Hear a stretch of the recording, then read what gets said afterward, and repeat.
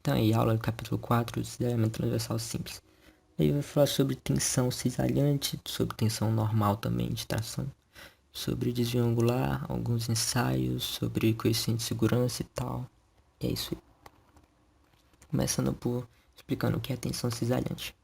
Então, vai ter um corpo, por exemplo, vai ter um corpo e nele vai estar uma força vertical nele.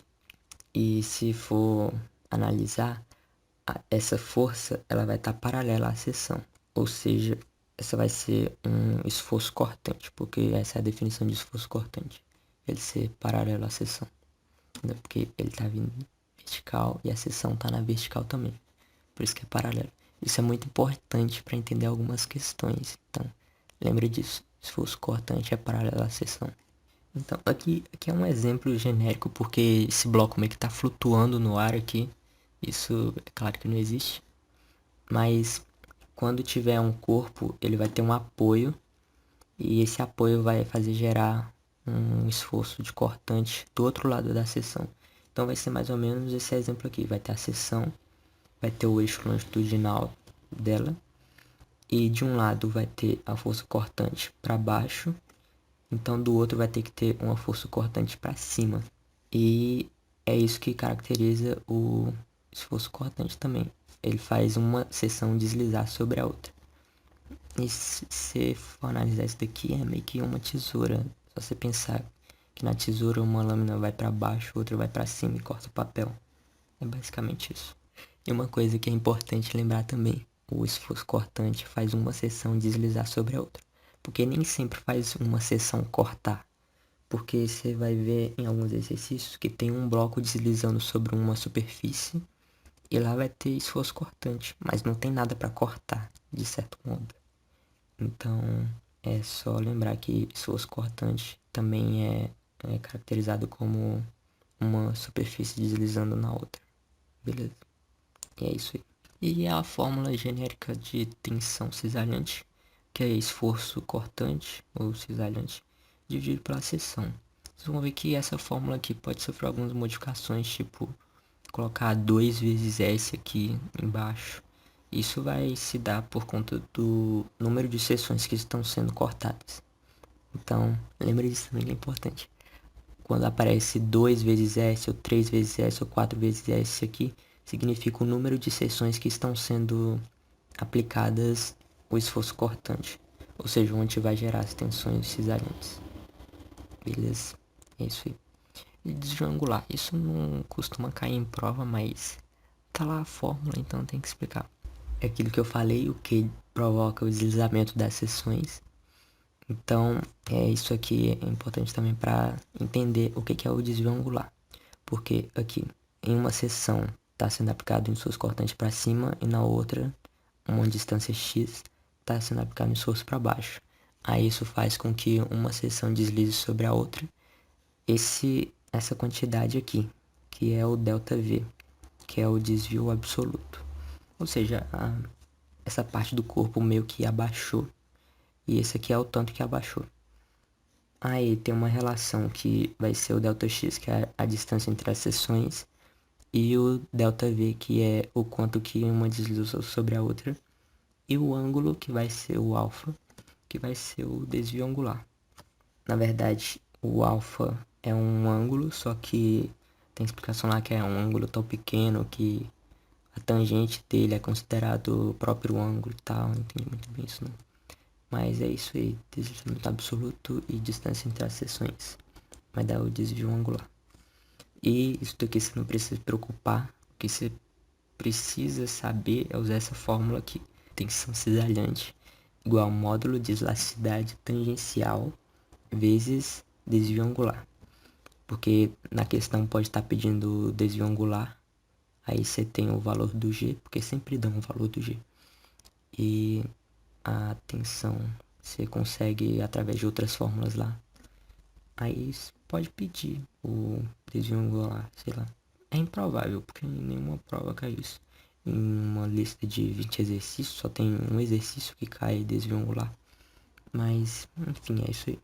E esse G aqui, pra quem não sabe, é tipo aquele E0, que é o módulo de elasticidade longitudinal, só que aqui é aplicado para tensão cisalhante.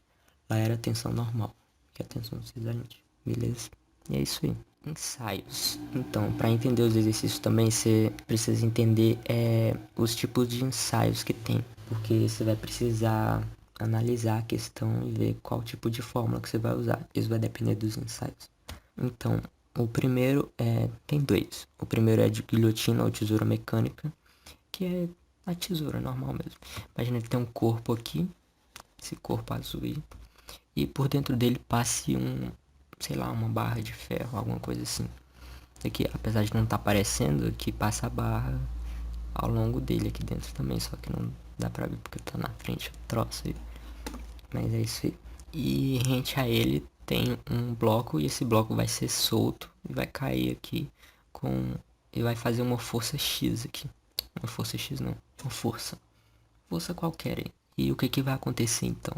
Esse bloco, essa parte aqui vai se romper bem nessa seção aqui. E é isso. Quais conclusões pode tirar desse ensaio? Vamos lá analisar. Primeiro, essa força que faz aqui, ela é vertical. E essa barra tá horizontalmente. Então a seção dela vai estar na vertical também. Se for analisar aqui, ó. A seção dela vai estar na vertical.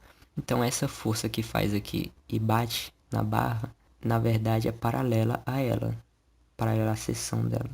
Ou seja, esse esforço então é um esforço cortante. Beleza? Primeira conclusão aí. Segunda conclusão. Foi separada em duas barras distintas, ou seja, cortou uma seção, que é essa daqui. Então, segunda conclusão, cortou só uma seção. E a terceira conclusão, junto na primeira e a segunda, é que todo esse esforço cortante foi meio que usado para separar em duas barras, ou seja, usado para cortar uma seção. Então, por isso que a fórmula é tensão igual a Q sobre S, porque só foi usado, toda a força cortante foi usada inteiramente para romper apenas uma seção.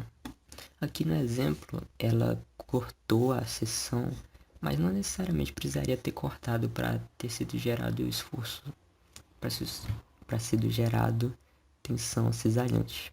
Pode simplesmente ter batido aqui, pá, não quebrou, mas continuou normal. Talvez não tão normal, um pouco deformado. É porque a tensão que gerou aqui não foi suficiente para romper. Só que o princípio é o mesmo. Mas falando que rompeu aqui fica mais fácil de entender, de analisar. Enfim, é isso aí. Então, ok. Nesse guilhotina de tesoura mecânica, então, tensão é Q sobre S porque rompe apenas uma seção. Diferente do próximo, que é o sistema de 3 anéis, que é assim, esse é um desenho bem feio que eu fiz aqui, mas se você não entender, você vê no da apostila que tá mais bonitinho. Tem um bloco em formato de U e tem outro bloco dentro dele em formato de paralelepípedo mesmo. Daí, por dentro deles passa uma barra também, e aqui agora tem um pontilhado mostrando que passa a barra aqui entre os dois, ou seja, a barra meio que liga os dois blocos. Esse verde aqui era solto, aí a barra meio que liga os dois. Mas deu pra entender, né? Enfim, então o ensaio é assim: você puxa esse bloco verde para cima e como tá grudado aqui pela barra, vai surgir esforços na barra, surgir tensões. Daí o que que vai acontecer? Aqui, se romper, vai quebrar em duas partes. Essas duas seções vão se romper e vai separar a barra em três partes, essa e essa que vai estar dentro do verde. Ou seja, conclusão, a mesma conclusão da outra. O esforço que foi gerado aqui por estar paralelo à seção da barra é um esforço cortante. E segunda conclusão, como aqui foi usado, todo o esforço cortante foi usado para separar a barra em duas seções, então a fórmula vai ser tensão igual aqui sobre 2S. Aí imagina que se tivesse puxado aqui e tinha separado em três seções, seria 3S, beleza? Separado em três seções, não é rompido em três seções. Separou em três partes. Nesse caso aqui, separou em três partes, rompeu em duas seções. Acho que deu pra entender. A princípio é isso daí. Só lembrar. O número que fica embaixo é o número de sessões que foi cortado. E isso daqui é só uma observação que tem uma relação entre a tensão de tração e a tensão de cisalhamento. E a tensão de cisalhamento equivale a 75% da tensão de tração. Ou seja, a tensão de cisalhamento é igual a 0,75 vezes tensão de tração. Beleza? É só isso daí mesmo, a igualdade. É que em alguns exercícios vai dar o valor, um monte de informações lá, e dentro das informações vai estar o valor da tensão de tração. Se você vê que tem a tensão de tração lá, pode saber que é para você calcular a tensão cisalhante através dessa fórmula. Aí você, com certeza você vai precisar da tensão cisalhante. Então você calcula através dessa fórmula aqui. Isso daqui é um exercício que eu vou deixar aí para fazer, que é da prova do ano passado ainda. Tem 3 exercícios aqui. E tenta fazer e falou. Só pra avisar, eu vou resolver depois, só que tenta fazer sozinho primeiro, beleza? E é isso aí.